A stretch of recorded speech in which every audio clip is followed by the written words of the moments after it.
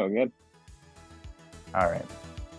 All right. Welcome to another episode of EYB. We are back. It's just Austin and I today.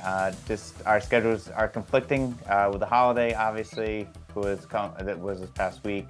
So tough to get everyone in line and get a guest. But I think this is going to be a good one with Austin and myself. We're just gonna catch up with some things as well. And Austin, first of all, how was your 4th of July weekend? 4th of July weekend was pretty good. Pretty low key. Didn't do too much. Kind of put a damper in things working today, but tomorrow should be good having it off and then have a 3-day week. So, how about you? Yeah, same. It was good. Started off good on a Friday. We played in the same golf tournament, the Yeah. Calabrese. That was a lot of fun. Good dinner. Yeah, and then the weekend was okay after that. And yeah, today kind of same thing. Put a little bit of a damper in things with working as well. Big week coming up for you next week. You have the Rhode Island Amateur, which is up in Montauk, up in Tiverton. I mean, what are your thoughts on that? Like on the Rhode Island Am, and what's the excitement around behind that? Yeah, I mean the excitement. There's such a rich history. It's every year. So it's the biggest event that Rhode Island puts on each year. So for me, it's super exciting. Just gearing up for it. We haven't had any RIGA events yet this year. The one that we were supposed to have the 4 ball back in May, and the weather was just not cooperating. So everything's kind of like from now to October. So yeah, it'll be good. It'll be good to kick off. I haven't had a competitive round in like a month and a half, 2 months. So it'll be good to get the juices flowing again and get out there. Yeah, you're probably dying to have a competitive round and get out there and Yeah. play. Oh, nice. I mean, what do you think about the field and guys you're playing with? I know like Mike Hamilton and Kev Silva, like guys like that playing with those guys. What's it like playing in that field of those guys? Yeah, it's funny that you mentioned both of them. We played the stroke play last year at Montauk, and Mike ended up winning, and I played with Kevin, Mike, for the 36 holes on the second day. So yeah, two great guys, two great competitors. It was awesome to watch them battle it out. I wasn't in contention at the end, but it was really cool to see how they handled themselves. And then you got Kev Blazer, who won the AM last year. Bobby Leopold has won it 4 or 5 times, I think. I Tee Times actually just came out today, so I'm playing with Ty Cook for the first 2 days, which would be super cool. Really enjoy getting rounds in with him. So yeah, it should be good. It should be very interesting. Hopefully the weather cooperates for us, and should be a really good turnout, good week. Yeah, it's super exciting. I might have to try to sneak up. What days is it? What days are the AM? Monday and Tuesday are stroke play qualifying, and then you get seeded based off of that into a 32-man match play that starts Wednesday morning, and the finals are on Friday. Oh, nice. So That's that. it's 36 a day from Wednesday on if you keep winning. So Wow. Well, that's oh a yeah. lot. I mean, so what are your thoughts on the key holes that are at Montauk playing there before? What are your thoughts on like key holes that are like that playing a big role?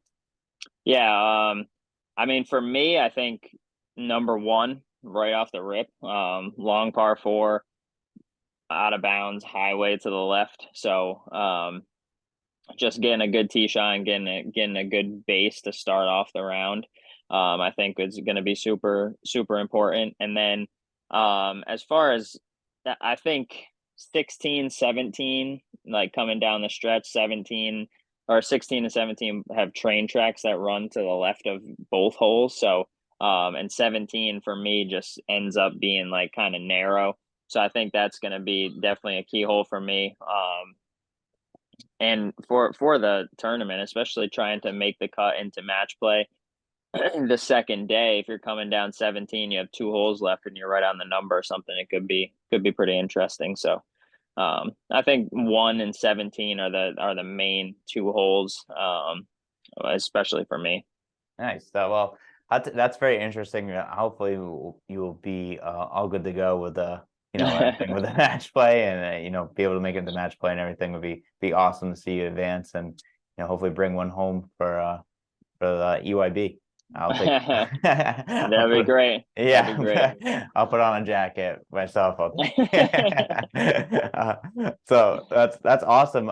I want to know too for yourself, Austin, because being in these kind of matches and facing like guys like Bobby Leopold and Kevin Blazer, what is your motivation just to keep yourself like going, or like the face, like are they a motivation? Is it you motivate yourself to play these matches? Like, how does that work out in golf? Yeah, I mean, it's a little bit of both. Obviously, you wanna play well for yourself. Like as a competitor, you want to win, right? And in golf, it's so hard. There's one winner, right? Right. Every tournament. So it's not like you're part of a team. You're um obviously you have support system and stuff, but so it's a little different. You wanna play the best for yourself. Um, but the other guys are definitely a motivation. I got a super late start in this whole thing, right? So I'm always trying to better myself to try and I always think of it as trying to bridge the gap, right? Like these guys have more competitive rounds under their belt, more experience. So now I'm trying to get there and doing everything I can in order to. I mean, this year I'm taking a little bit of different approach. I haven't practiced much. I'm a little bit more laid back and just kind of going out there and just having fun, hitting it, walking after it and hitting it again, that's Yeah. kind of the motto. And I've been playing some pretty good golf, which is good. So but I'm not putting any expectations on myself, and I think that's the key. It gets the mental aspect out of it, which is obviously so hard to overcome, and that's why the guys you see on TV have it to a T with all of their coaches and everything. It makes a huge difference, right? So for me, it's just kind of staying out of my own way, going out, being athletic, letting my athletic ability take over, and trying to make the sport reactionary in a way. And it's much easier said than done, but it's just part of it. Coming from basketball, and then going to golf, it's a little. There's some similarities, but there's a lot of differences. And reactionary, like if you turn the ball over in basketball, you can just play defense and try and get a steal, right? In Yeah. golf, it's not like that. So just being athletic, letting it happen. I like it. I like that. Being athletic, you got the Wyndham Clark caddy motivation there Yeah, on that aspect of it. I love that. Yeah, I love that. Yeah, I think that's such a cool way to go about it. I think like what's the, like a thing like, is it you're mostly kind of thinking of like forget the next shot, kind of be like a goal, like was it the Ted Lasso quote, be a goldfish, forget what the Yeah, past, then go on to the next one. That's really cool. I think that's the best way to go about it. I think also too, it's cool because the CU playing these tournaments and the Rhode Island Am is obviously a big one. Being a Wester guy and obviously playing in golf tournaments and like hearing people always talk about you and like what you do. And I think everyone I think a lot of guys around here root for you and like look up to you. And I know everyone's also like always scared. I think I mentioned to you before we went on air last week about I played in a tournament on Monday and someone was like, is Austin playing in your group? I'm like, no, he's not in this tournament. Like, oh, so it's always funny to kind of like hear the things, but like, I think a lot of people always root for you and you hear your name always being chanted. I think one of the things that you mentioned too is bridge the gap. What's it like too to like be the new guy? I guess like a guy that's like a little behind the eight ball you kind of mentioned, but to bridge that gap, what's it been like for you to be able to catch up and see the progress that you made over the years in these tournaments? yeah, it's definitely. I mean, I have experience now, which is good. It may not be more than other people, but at least I have my own experiences, and I think just continuing to try and put one foot in front of the other, like be be better than I was the tournament before or the day before, right? I think that's just one of the main like motivating factors in it. And just being able to like tell myself that I can compete, I can win, and just try and go out there and do it. I think that's like I think that it's gonna happen at some point. But it's just a matter of when really, and kind of continuing to stay humble and continuing to get better and better. I love that. I love it, man. Well, we are always going to get better. And I mean, you are extremely hardworking and you're extremely humble. I don't think like I think that's like another thing too about you that a lot of people like. I realize that you don't really talk too much about accomplishments. You talk about what you're working on now, and it's oh, I always feel like you're always in the present and working on what you're on your craft in some sort of way. So you're extremely humble guy, and it's well deserved. I think you deserve to win. I think it's going to happen soon too. You know I always have your back in that aspect of it. So you'll get a championship for sure. Yeah, I appreciate the support, and like not to mention you're right about like the support that we have around the community and stuff, especially with the Winnipeg guys. Like they're just unbelievable. They're always asking, always trying to see, So it's very cool to see because they've had some great careers of their own. So it's cool to kind of see everything come full circle, I guess, and yeah, so the support system has been great. So hopefully I can come up with something this summer, and Yeah. it'll be for all you guys, which is awesome. Yeah, it'd be great. It would be great. Well, look forward to the keeping up with the scores and everything coming up next week with the Rhode Island Am. I think we'll cut the break and then we'll jump into some updates in sports world. Welcome to Vintage Cigar Lounge, the place where you escape to, not from. A place where your cigar options are limitless. A place where friends come together and bond over the finest cigars and drinks. A place where your selected few can retreat to and enjoy premium cigars, great conversation, and your liquor of choice within the privacy of our private rooms. Looking for a place to escape to? Our doors are always open.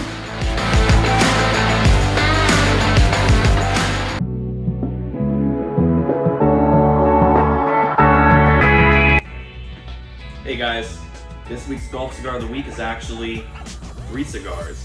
We're running a little promo in there for a Drew Estate sampler called the 3 Square Meals. So, start your day off with the Shade, goes perfect with your coffee. Our house cigar, the Tienda Exclusiva, goes great after lunch. You can finish your Coke, finish your coffee, whatever you're doing. Perfect pairing. And then to cap off the day, you're gonna have a nice drink at the end of the night. The Herrera Esteliz Brazilian Maduro. It's dark, it's strong, and it's the perfect end to a perfect day outside. $30 for the sampler. Come get them while we have them. Thanks. All right, we're back. Thanks so much again, Vintage, and we'll be back in person coming up soon after the holiday for sure. All right, let's get into it because Rickie Fowler he won the Rocket Mortgage Classic, which was awesome to see. We're happy to see Rickie get a win. What were your thoughts on that tournament? It was awesome. I mean, he's been knocking on the door the past month, so finally for him to break through, I thought he was gonna in regulation. Yeah, I thought he was gonna lose it.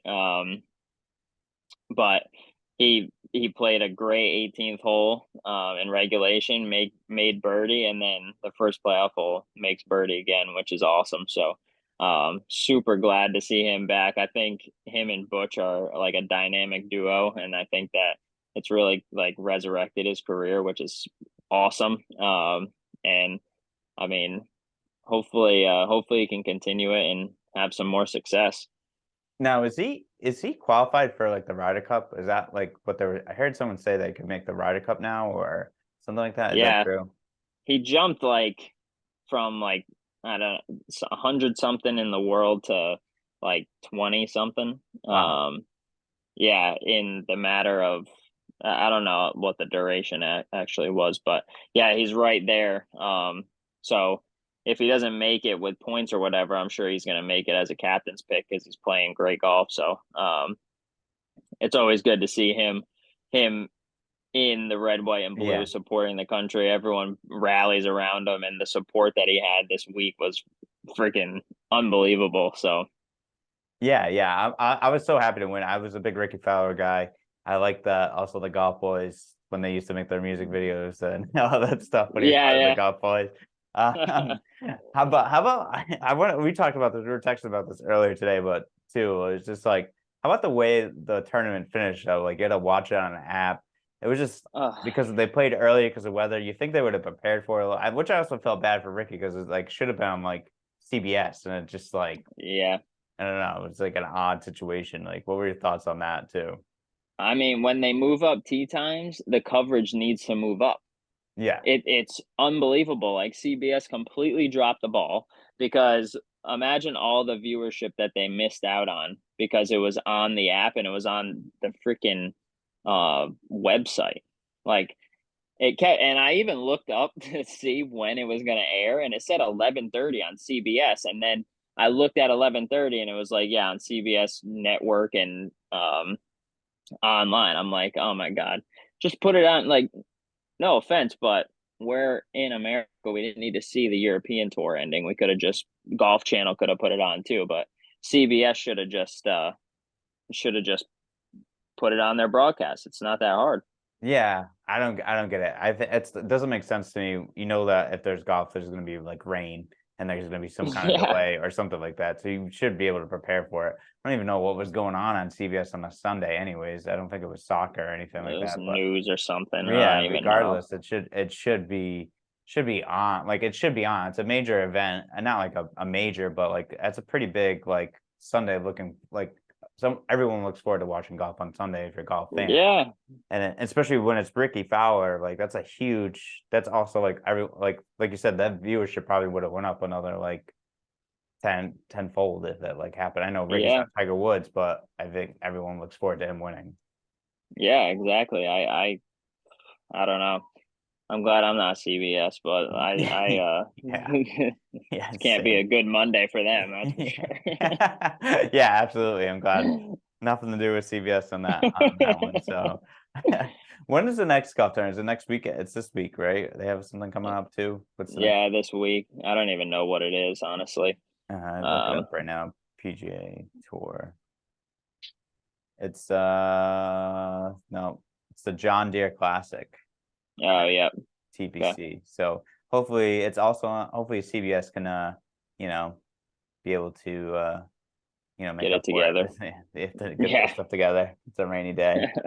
And other sports news is NBA free agency, which has just been nuts. Like it's crazy what's going on. The money It's that's like the flowing around. lottery. Yeah, yeah. What's Jeez. your thoughts on NBA free agency? I mean, they're just throwing money out like candy, so I wish I was like a foot taller, honestly. But Yeah, just seriously. wasn't in the cards. We were talking about it at break, but yeah, you're so right. Like, what the heck? These people are getting $250 million just because. Yeah, it's nuts. I made a mistake. I shouldn't have been a podcaster. I should have went to the NBA. I knew I should have changed my goal when I was a kid. But yeah, it's crazy. I think like guys like Dylan Brooks got like 250 million, which is unbelievable. And he's not that good of a player. He got that paid from the Rockets, and like I mean he's Yeah, a good player, but he's not LeBron James or anyone of that caliber. And then now like Damian, like I don't know, it's just crazy. Fred VanVleet, like all these guys got paid a lot of money. I wonder yeah. eventually we'll see like the NBA will have like $1 billion contract like in like 10 or I don't know. 15 years. Yeah, I mean, they definitely could. Otani's gonna in baseball is gonna get close to one next year. Oh He's yeah. freaking unbelievable. Yeah. But yeah, I don't. Rich Paul, by the way, is unbelievable CEO of Clutch Sports. Yeah, LeBron's like buddy. Yeah, I mean, he is getting all these guys just paid. So I mean, he's doing a great job, and yeah, they're just money. These contracts are huge. Where do you think Lillard's gonna go? That's a good question. So yeah, I don't know because Miami doesn't have the assets. They really need a third team for that trade, and I think a lot of people are kind of a little bit turned off. The only team that I could really think of that could get involved is the Spurs or Oklahoma for the third team. Mm, But yeah, I mean, he made it so specific that he wanted to go to Miami that what can they give? They don't have anything really besides like Tyler Hero, and if he's healthy and stays on the court. But I don't know. I saw some news that Tatum was trying to recruit Dame to come to the Celtics in some sort of way to yeah, like, convince him to change his mind to go there, which would be awesome. I think the Celtics have more assets to offer to Portland, but I don't know if that would involve getting rid of like JB or someone like that, or maybe just give up Porzingis. Yeah. But I don't think it can do that to make it a trade for a guy like that. But I don't know. It'd be nuts if he went to the Clippers though, because it would just be add to that team as well too. But it's tough. He made it so specific. I don't know if he'll get the wish he wants. I know the GM of Portland said they're not going to trade him to Miami. Yeah, but I don't know. Yeah. I think that they kind of. I think he's gonna end up going there, but I could see him trying to sneak into Boston if he ends up liking it. But I don't know. I think that they're gonna pair Tyler Hero and Duncan Robinson for Lillard, which it's not necessarily the worst trade ever. I think him, Adebayo, and Jimmy Butler be pretty good. Yeah, that's good. That's like Dame and like Jimmy Butler together would be. That's like two of like the killer guys with killer instinct on the same team together would be like nuts to watch. Yeah. But I also like wouldn't be like surprised if they got him, Miami, and they would just put like guys that they undrafted, guys that they signed, and they'd have like a really good team, like a decent team to like put around them, you know. Yeah, that's true too. I don't know. It'll be interesting to see, but yeah, who knows? I mean, it would be pretty cool to see him in Boston, but I think he's going to go to Miami somehow. Yeah, it just like it's yeah, it's interesting because he made it so specific, and there's been so many like, you know, the GM's like, we're not just going to trade to Miami for nothing. Basically, we want like stuff back, and they have to. I think there has to be a third team involved with Miami with that Miami trade, and I don't know who will be the suitor. I think they're looking at the Spurs or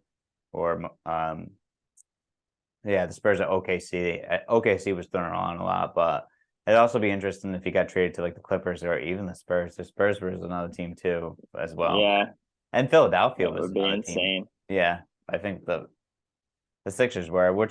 I don't know why you wouldn't want to go to the Sixers. I mean, you have Embiid and like.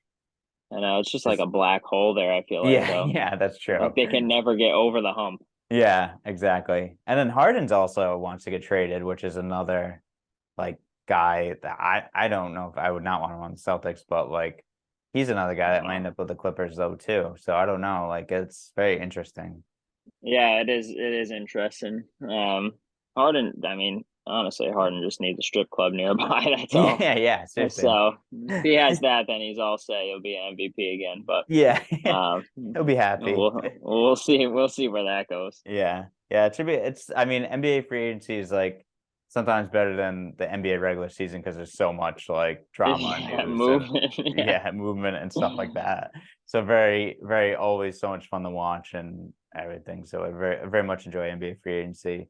Last thing is on the 4th of it's already passed, but I'm predicting Joey Chestnut wins the hot dog eating contest. That's a given. I saw a stat today that he has eaten 2 lengths of the Statue of Liberty. Oh my God, really? Like if you put the Statue of Liberty on top and put hot dogs from the floor to the top of the second Statue of Liberty, that's how many hot dogs he's eaten. Jesus. That's nuts. That's pretty very disgusting actually. Yeah, it's so gross. I don't get I just want to know like how they feel afterwards. Like, do they throw up? Do they have to go to the bathroom like really bad? Like, how does that like work? Like, how the hell does that work? How do you eat that much? Like, I overeat and I feel like crap for like the rest of the day. Like, how do you? Dude, like, me too. I don't know. I don't know. I love it though. I will second your prediction though. Yeah. I'm not the greatest, one of the greatest athletes of our time. So Joe. Oh yeah. It's crazy. He's just diabolical. Yeah, it's nuts. Yeah, that's it for today's episode. It's been a lot of fun, Austin. I hope you enjoy the rest of your 4th of July and have a good time. And I'll see you soon in person. Yeah, man. You as well. All right, take it easy. Thanks, guys.